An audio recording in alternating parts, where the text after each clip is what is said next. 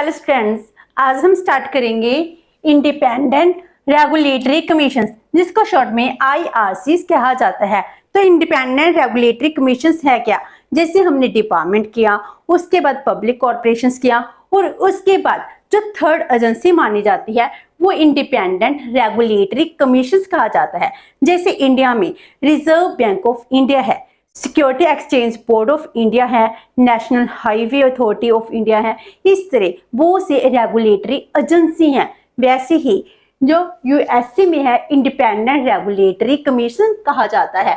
तो जो IRCs हैं इनका मीनिंग क्या है, इनका ओरिजिन कब होते हैं, इनकी नीड और इसके नेम की क्या सिग्निफिकेंस है, हम ये सब कुछ करेंगे। इंडिपेंडेंट रेगुलेटरी कमीशंस जो इंडिपेंडेंट हैं लेकिन वो रेगुलेशन का काम भी कर रही हैं, तो ये क्या मानी जाती हैं? ये माना जाता है they are also known as the fourth branch of the government. जैसे हम कहते हैं गवर्नमेंट की 3 ब्रांचेस होती हैं, legislature, executive and the judiciary. और जो फोर्थ ब्रांच है इसको इंडिपेंडेंट रेगुलेटरी कमीशन को भी कहा जाता है, क्योंकि जो बहुत से काम है वो करती हैं। जो एडमिनिस्ट्रेटिव फंक्शंस भी करती हैं, क्वासी लेजिस्लेटिव वर्क करती हैं और आदि जुडिशियल वर्क है वो भी काम करती हैं। इनके पास बहुत सी पावर हैं, बहुत सी ऑटोनॉमी है, जो पब्लिक वेलफेयर के लिए रेगुलेटिंग वर्क कर रही हैं।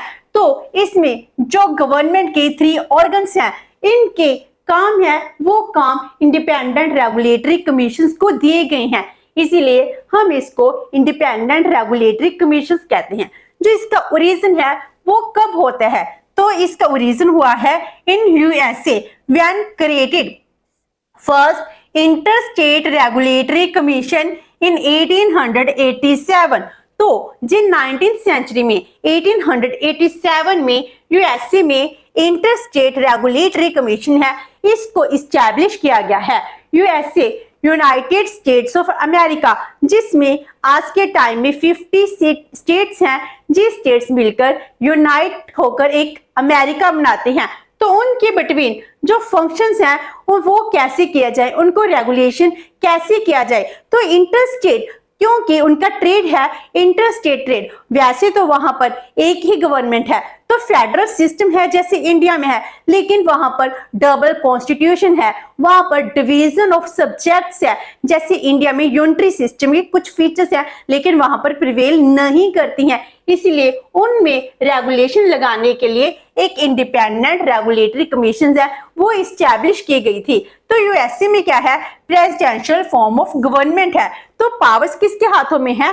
प्रेसिडेंट के पास है। इंडिया में क्या है, पार्लियामेंट्री फॉर्म ऑफ गवर्नमेंट है, जिसमें जो पार्लियामेंट है पार्लियामेंट के पास पावर होती हैं और जो हमारे प्रेसिडेंट हैं वो नॉमिनल हेड होते हैं। लेकिन यूएसए में जो प्रेसिडेंट होते हैं वो रियल हेड होते हैं एंड वहां पर principle of separation of powers हैं, ये प्रिंसिपल वर्क करते हैं। मीनिंग जो लेजिस्लेचर, एग्जीक्यूटिव एंड जुडिशरी है इन तीनों की पावर्स को डिवाइड किया गया है और एक दूसरे की पावर्स हैं उनमें कोई भी इंटरफेरेंस नहीं है। लेकिन इसमें कुछ ड्रॉबैक्स आते हैं, उनको खत्म करने के लिए चेक्स एंड बैलेंस हैं वो उसका प्रिंसिपल इंट्रोड्यूस किया गया है। तो IRC का ओरिजिन यूएसए में होता है। तो इसमें इसकी जरूरत क्या पड़ती है, need of IRCs in USA. तो यूएसए में क्या होता है, 19th सेंचुरी में रैपिड इकोनॉमिक डेवलपमेंट होती है, तो बहुत ज्यादा इकोनॉमिक ग्रोथ, इंडस्ट्रियलाइजेशन, डेवलपमेंट हो रही थी, कॉम्प्लेक्स इंडस्ट्रियल ग्रोथ हो रही थी।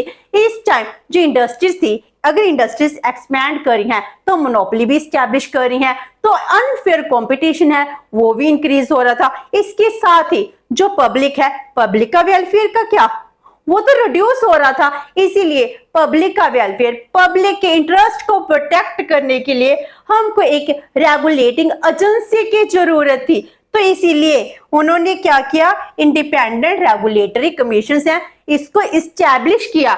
जैसे जो पावर्स हैं, अगर हम एग्जीक्यूटिव हेड जो प्रेसिडेंट हैं, प्रेसिडेंट को देंगे तो भी प्रॉब्लम है, अगर लेजिस्लेचर को देंगे तो भी प्रॉब्लम है। तो if powers vested to the president, president तो पहले से ही रियल हेड है, प्रेसिडेंट के पास वो सी पावर है। अगर जे पावर भी उनके पास आ गई तो क्या हो सकता था, वो ऑटो करेक्ट बन सकता था, पॉसिबल ऑटोक्रेसी का डर था, वो डिक्टेटर बन सकता था। आज भी प्रेसिडेंट ऑफ यूएसए के पास बहुत सी पावर है, लेकिन अगर और पावर मिल जाती तो प्रॉब्लम क्रिएट हो जाती। तो लेजिस्लेचर क्या थी उस टाइम, इतनी was not competent to take over the regulatory functions, वो रेगुलेटरी फंक्शंस कर नहीं सकती थी। उसका काम क्या था, लेजिस्लेशन, लॉ को बनाने का ही काम था। लेकिन रेगुलेट कैसे करना है, जो एग्जेक्टिव कर सकती थी, जुडिशरी भी नहीं कर सकती थी, वहां पर सेपरेशन ऑफ पावर है, तो प्रॉब्लम क्रिएट होगी। अब इस टाइम जो नई इंडस्ट्रीज ओपन हो रही हैं, अनफेयर कंपटीशन हो रहा है, इनको रेगुलेट करना है। रेगुलेट करने के लिए क्या किया जाए, इसीलिए वहां पर इंडिपेंडेंट रेगुलेटरी कमीशन है वो इस्टेब्लिश की जाती हैं। तो जो आज के टाइम में इतनी पॉपुलर हो चुकी हैं कि हर एक कंट्री में इस्टेब्लिश की गई हैं। इनका नेम डिफरेंट है। जैसे हम इंडिया में कह रहे हैं रेगुलेटिंग एजेंसीज, आरबीआई क्या है, ये भी एक तरह से रेगुलेटिंग एजेंसी है। तो इसकी एग्जाम्पल इंडिया में क्या है, आरबीआई की, ठीक है, SEBI, security Exchange Board of India, national Highway Authority of India and so on. NABARD है वो भी इसकी ही एग्जांपल है। तो मीनिंग ये क्या है, ये गवर्नमेंट के कंट्रोल में भी नहीं आ रही। और शेयर मार्केट है, इसको कंट्रोल कर रही है। रिजर्व बैंक ऑफ इंडिया, ये एक गवर्नमेंट एजेंसी का पार्ट नहीं है, लेकिन पूरे बैंकिंग सिस्टम को, फाइनेंशियल सिस्टम को कंट्रोल कर रही है। ट्राई है, कम्युनिकेशन सेक्टर है, इसको रेगुलेट कर रहा है। इस तरह इंडिया में भी जो एजेंसीज हैं डिफरेंट नेम से चल रही हैं, तो ये बहुत ही ज्यादा पॉपुलर हो चुकी हैं। जो इंडिपेंडेंट रेगुलेटरी कमीशन है, इसके नेम की क्या सिग्निफिकेंस है, सिग्निफिकेंस ऑफ द नॉमेनक्लेचर। तो इंडिपेंडेंट क्यों कह रहे हैं, क्योंकि जे outside the control of any regular executive department, जी किसी भी एग्जीक्यूटिव डिपार्टमेंट के कंट्रोल के अंडर नहीं आती है। इसको कोई भी डिपार्टमेंट कंट्रोल नहीं करता है। आरबीआई को कौन सा डिपार्टमेंट कंट्रोल करता है, कोई भी नहीं करता।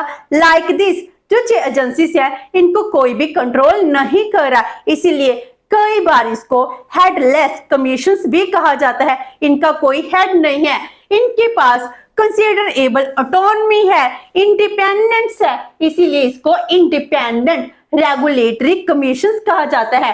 और रेगुलेटरी क्यों कह रहे हैं, क्योंकि ये क्या करती हैं, रेगुलेट करती हैं। इस्टेब्लिश क्यों की गई थी, रेगुलेशन के लिए। लेजिस्लेचर इतनी कैपेबल नहीं थी कि रेगुलेशन लगा सके, तो रेगुलेट सर्टेन एक्टिविटीज जिससे अनफेयर कंपटीशन ना हो, जिससे पब्लिक वेलफेयर इंक्रीज हो, check the evils of unfair competition. तो ये काम कौन करता है, ये एजेंसी से ही करती हैं, इसीलिए इनको इस्टेब्लिश किया गया था। तो इसका नेम पड़ जाता है इंडिपेंडेंट रेगुलेटरी कमीशंस, जो गवर्नमेंट का एक अंग होकर काम कर रही हैं। इंडिपेंडेंट भी है, रेगुलेशन का, सुपरविजन का काम भी कर रही हैं। जो इंडिपेंडेंट रेगुलेटरी कमीशंस है, इनकी कंपोजिशन कैसी है, तो इसके मेंबर्स हैं, मेंबर्स कितने होते हैं, मेनली 5 मेंबर्स होते हैं, लेकिन कुछ केसेस में इनको इंक्रीज और डिक्रीज भी किया जा सकता है। और इनकी अपॉइंटमेंट कैसे होती है, जे प्रेसिडेंट के द्वारा अपॉइंट किए जाते हैं with the approval of senate. क्योंकि हम किसकी बात कर रहे हैं, यूएसए की बात कर रहे हैं, तो इंडिया में डिफरेंट फंक्शंस हैं, यूएसए में डिफरेंट प्रोसेस है। तो यूएसए में प्रेसिडेंट है, वो क्या करते हैं, इनको अपॉइंट करते हैं with the approval of senate. जैसे हमारे इंडिया में प्रेसिडेंट है, वो अपॉइंट करते हैं with the recommendation of prime minister. Then टिनोर कितने है, इसका टिनोर है 5 to 14 ईयर्स के लिए। इनके जो मेंबर्स हैं, एक साथ इनको अपॉइंट नहीं किया जा सकता एंड रिमूव भी नहीं किया जा सकता। और इनकी रिमूवल, इनको कोई भी रिमूव नहीं कर सकता, इनको प्रेसिडेंट भी रिमूव नहीं कर सकता। सिर्फ इनकी एक ही कंडीशन है, except on the grounds of as specified in the statute creating the commission. जो कमीशन को इस्टेब्लिश करने के लिए स्टैच्यू बनाया गया था उसी स्टैच्यू में स्पेसिफाई होगा, उसी ग्राउंड पर इनको रिमूव किया जा सकता है। अदरवाइज जो कमीशन के मेंबर्स हैं इनको रिमूव नहीं किया जा सकता। तो इस तरह आज हमने इस सेशन में जो बेसिक इंफॉर्मेशन है वो की है। नेक्स्ट सेशन में हम करेंगे features of independent regulatory commissions. Hope so कि आपको ये सेशन अच्छा लगा होगा। अगर आपको कोई क्वेरी है तो post in comment box and video अच्छी लगी तो please like and share with your friends. Thank you so much and have a nice day.